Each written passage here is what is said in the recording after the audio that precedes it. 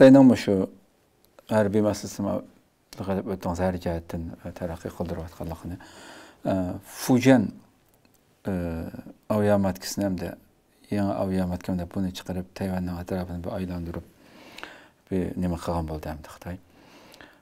Bunga albatta atrofdagi davlatlar ifoda bildirgan bo'ldi, norozilik bildirgan bo'ldi. Trump albatta uni qarta gap qildi.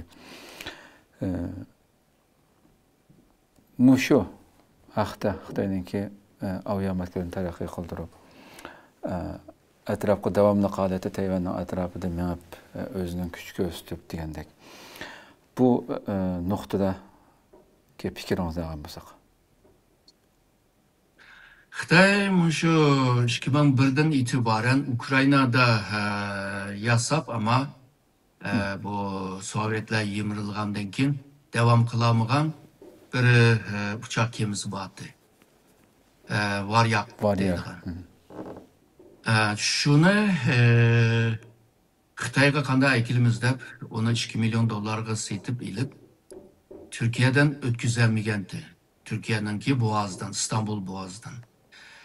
Karadeniz'de turup kaldı. O yada bu Karadeniz devleti bo'lmag'achqa Karadeniz'de turup kalsa her gün pul to'laydigan dedi. Ve bunun to'laydigan pul mu nurgun bo'ldi. Hem de setip algan pulga yakın bir pul to'ladi.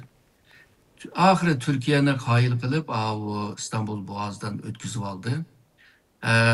Bütün dünyaya cakaladı şu Mako yani Alman'daki bir tamaşa kıldığım bir kimi yasayımız deb. Ama onu bir vasıta dalyange apırıp aşağıdaki bazda bunu tatkik kılıp ve sahip olan teknoloji bile birlikte bunu tolukladı. Ve bunundan tecrübe edip durup hazır Xitay şu ikincisine, üçüncüsüne, kelgüsünde 4-5 en az da 8 uçak gemisini hep çıkarmakçamdı. Çünkü bunu işlep bu rakamda boğan 8 ya ki 10 uçak gemisi bile onun için Xitay deniz sahasını qo'g'dayalaydigan Tayvan ve onun mıcrak rayonlarını qo'g'dayalaydigan Amerika'nınki soğuk uruşundan itibaren Xitay'ın muasırga iliş için birinci arallar zinciri, ikinci arallar zincirini sundurduğun bir küçke ilgi buluvadı da hazırca. Yani bu Asya Tinç Okyanus'da yalnızca Amerika ve onun şerik devleti olan Japonya veya Avustralya sormaydı bu denizine. Biz mi sorayımız diyen bir tırışçanlık bile kılıvadı da Xitay. Hem de bu bayağı diyen denizge tekimi keng rayonlara, sahalara içiliş için Tayvan'la kolga düşürüşe doğru kildi hem de. Çünkü Tayvan'la kolga düşüyen çağda Tayvan boğazı Xitay'ınki içki kanalıga aylandım. O yada Xitay makul demese o yada öteleydiğen kimiler bo'lmaydi. Yani Amerika, Japonya, Cenubi Kore degandek devletlerini tavsiyalaydı o yada.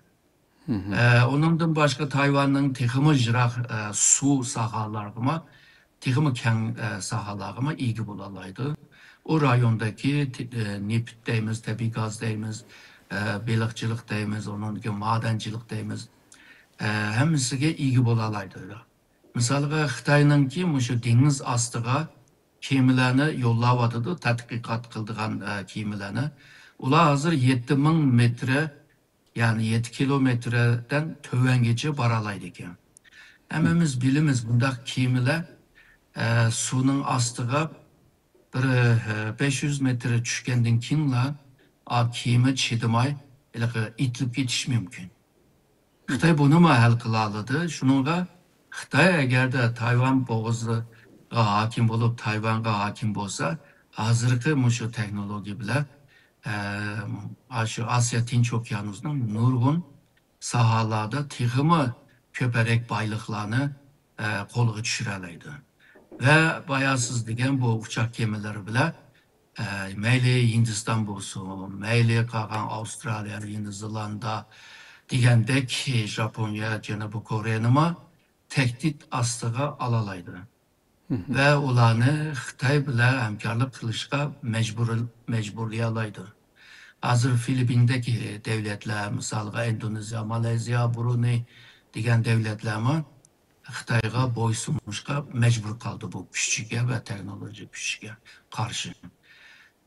Hozir bu Trump'ningki rayon davlatlarga ilib borgan bir siyosati bularni Amerika bizga xavfsizlik chetda bergan va'daning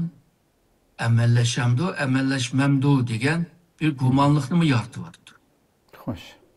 Shunga bu rayondagi davlatlar qanday qilamiz deb hozir ashni o'ylashib qilyapti. Ya'ni Amerika bilan yaqinlashishni tirishyapti, ammo bo'lmay qolsa qanday qilamiz deb. Chunki bu rayonda yuksalayotgan bir Xitoy bor. Bularning beshi og'riryapti. Shunga bu Xitoy shu uchoq kemini tizlashtiryapti. Uchoq kemininki bir alaydligi nima deganda, misolga urush aeroplanlar ma'lum bir sohagacha uchib boralaydi, ammo qaytash uchun u may yetish lozim. Ammo degan chog'da jiq-jiroq yerlarga uchamaganda ve uzun vakitte mavi asmanda turamaydı yani. Hem de bularınki ebeki kamçılıkını toluklaş için uçak gemisi aşı denizini oturdu turpese bula uçak gemide maytoş oldu ve uçak gemide uçup uçak gemige konudu.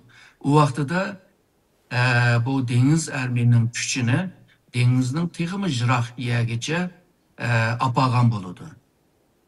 Şununla uçak gemisi bir yerde moyum.